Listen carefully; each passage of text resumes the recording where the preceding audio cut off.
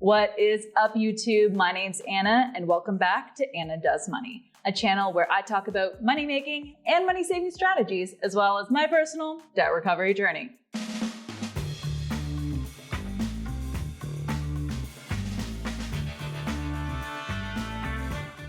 If you've watched any of my debt update videos, you'll see that I do all my expense and budget tracking in Excel.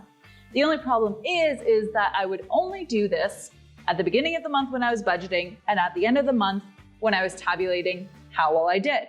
Problem is, that's when I would realize I'm overspending and I didn't stick to the budget. So I needed something that would help me monitor throughout the entire month.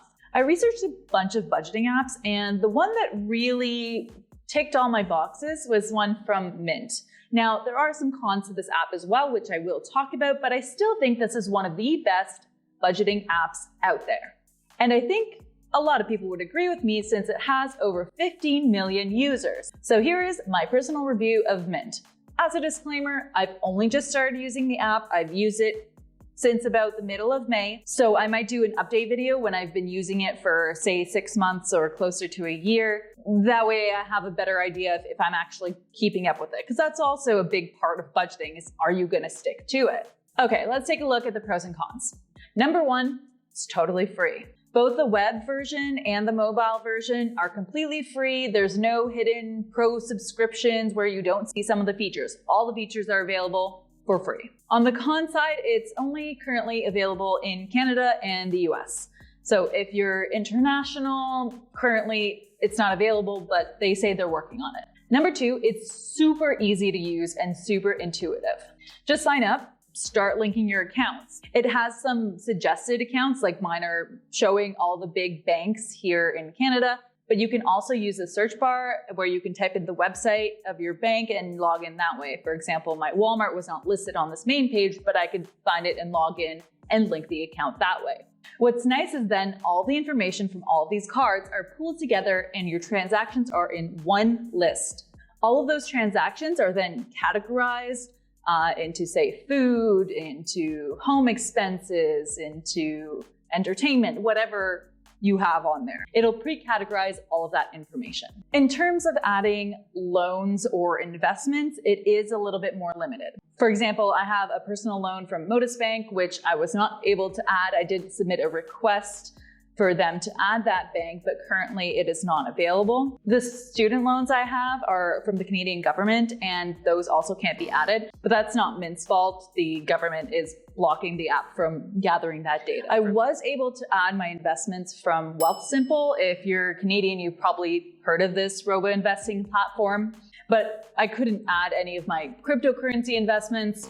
Wasn't really expecting to be able to add that, but it'd be pretty neat if you could. If you also have any accounts that aren't Canadian or American, like if you have a bank account from a different country, but even though you're living in Canada or the US, that won't be available either. The main pro I was looking for is a good budgeting app because that's where I've really been struggling. What I like about Mint is it's super quick to set up. For all those transactions where they're categorized, you can set up specific budgets for those categories. And you can also create new categories. The app will also show you a list of transactions that haven't been accounted for in your budget.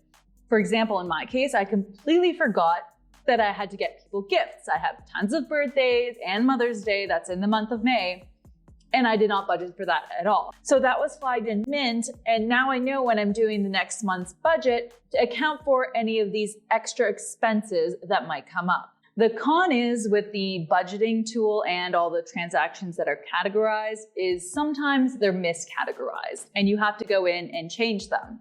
But changing it is pretty simple, so I just usually keep track of all my new transactions and take a look at the app and see if everything is in the categories that I want it to be.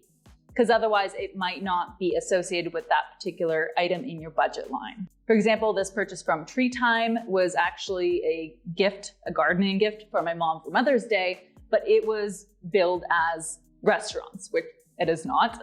So I've just gone in and changed that to gifts, and I've also added a note reminding me what that purchase was. What's nice is those transactions can also be split. So say one of your transactions fits into both household supplies, but also groceries. And you might want to split those. So that's pretty simple to do, and you can just itemize each line in that transaction. So there's a little bit of extra work to make sure everything is inputted correctly, but they've done a pretty good job of having most things be automated. And I'm sure as we get new versions of this app, it'll continue to improve. I also really like the goal setting feature. It already pre-populates with typical goals that people might have. Me, particularly, my goal is to crush my credit card debt. And with a push of a couple buttons, that's added as a goal. So I've inputted that I want to put an extra $1,000 towards that repayment. It already knows how much credit card debt I have because it's linked to all my credit cards. There is a section here where you can add bills, but I really wasn't sure how to use this section. I couldn't find any of my bills on here, any of my utility bills or my cell phone bills on here. Mint says that there's a way to add offline bills, but it seems to be not available in my version of the app. I'm not sure if that's because it's a Canadian version or maybe it was an old version that you could do that in. If anyone has used the bills feature, leave me a comment down below and let me know how you're using it. I'm just a bit confused by it because all my bills are directly on my credit cards and already budgeted in that transaction.